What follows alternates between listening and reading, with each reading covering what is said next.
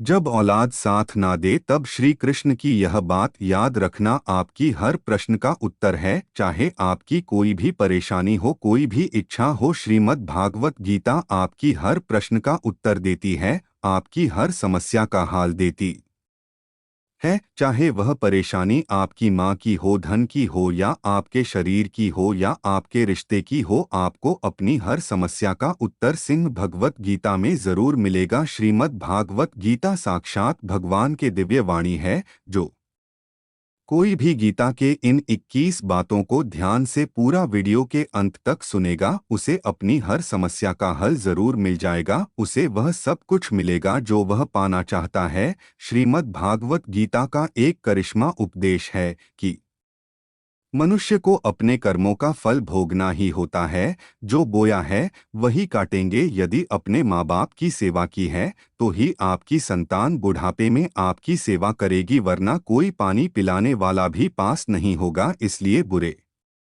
कर्मों का त्याग ही सर्वोत्तम है। एक गरीब आदमी मछली पकड़ रहा था। मछली पकड़ते पकड़ते उसने एक ताजी ताजी मछली पकड़ी। पास में ही एक सेठ भी मछली पकड़ रहा था, लेकिन मछली पकड़ने का अनुभव न होने के कारण काफी देर से उसके हाथ एक भी मछली नहीं लगी। सेठ ने जब देखा कि उसे गरीब आदमी ने ताजी ताजी मछली पकड़ी है, तो उसके मन में मछली को देखकर लालच आ गया और उसने गरीब आदमी के हाथ से मछली छीन ली। गरीब आदमी ने सेठ से कहा, यह मछली में पड़ी है, आप इसे क्यों छीन रहे हैं? सीख ने अपनी ताकत दिखाते हुए उसे गरीब आदमी से कहा, चल जा दूसरी पकड़ लेना, यह मछली तो अब मेरी है। ऐसा कहकर सेठ वहां से चलने लगा। अभी मछली जिंदा थी और तड़प रही थी।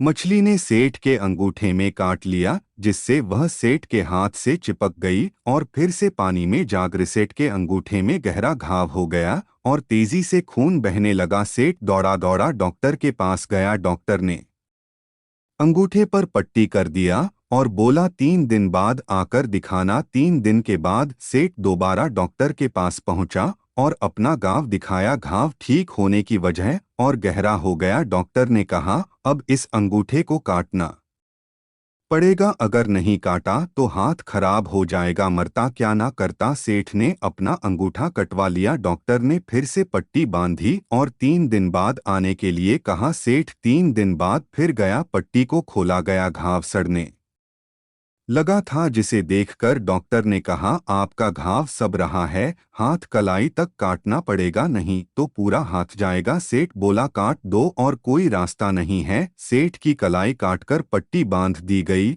और उसे 4 दिन बाद फिर से आने के लिए कहा। सेठ 4 दिन बाद पहुंच। डॉक्टर ने पट्टी खोलकर देखा तो घाव वैसे का वैसा था। डॉक्टर ने कहा, हाथ को भी काटना पड़ेगा, नहीं तो पूरा बाजू जाएगा। सेठ ने वह भी कटवा लिया। सेठ को पट्टी बांध दी गई और 4 दिन बाद फिर से आने को कहा। 4 दिन बाद डॉक्टर ने घाव को देखकर कहा, अब तो बाजू काटना पड़ेगा, नहीं तो पूरा शरीर सड़ जाएगा। अब सेठ का पूरा बाजू कट चुका था। तभी सेठ के एक मित्र ने उससे पूछा कि तुझे कहीं कोई गलती तो नहीं हुई? आखिर यह क्या हो रहा है? तू जाने अनजाने में कोई गलती तो नहीं कर बैठा जिसके कारण तेरे साथ यह सब हाल हो रहा है? सेठ बोला, हाँ, एक गलती तो हुई है।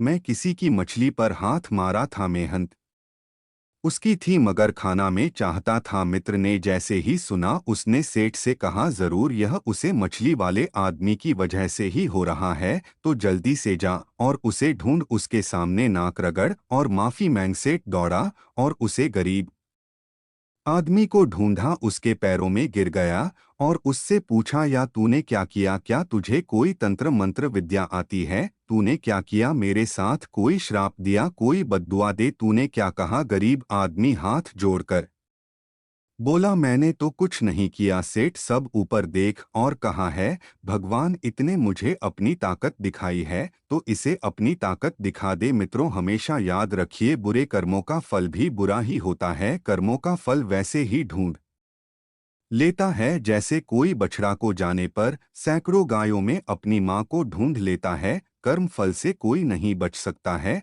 आशा करते हैं कि यह जानकारी आपको पसंद आई हो, तो वीडियो को लाइक शेयर जरूर कीजिएगा। कमेंट में ओ नमो भगवते वासुदेवाय नमः जरूर लिखिएगा। फिर मिलते हैं किसी दूसरे वीडियो में, तब तक के लिए नमस्कार। जय श्री सीताराम।